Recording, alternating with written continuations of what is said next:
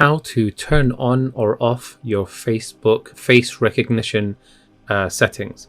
So basically, Facebook has a service on their website or on their app where if you turn it on, they will try to recognize your face and in videos and photos anywhere on their platform. And when they do recognize your face, they'll let you know that your face is somewhere, like someone has uploaded your picture or your video somewhere.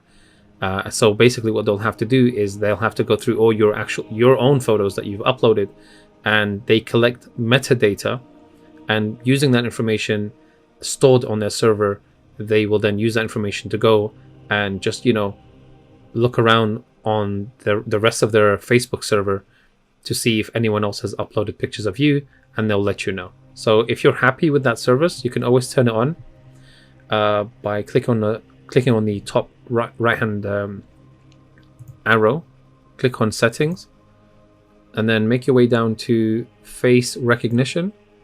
Okay, if you want to keep it on, you just click on edit and then just click yes. If you want that turned off, if you don't want Facebook to collect any sort of metadata on your face and to recognize your face in any shape or form, then click on no, and that should save automatically. Please do like the video, share it with those who may benefit from it, and do subscribe for future videos. Thank you very much.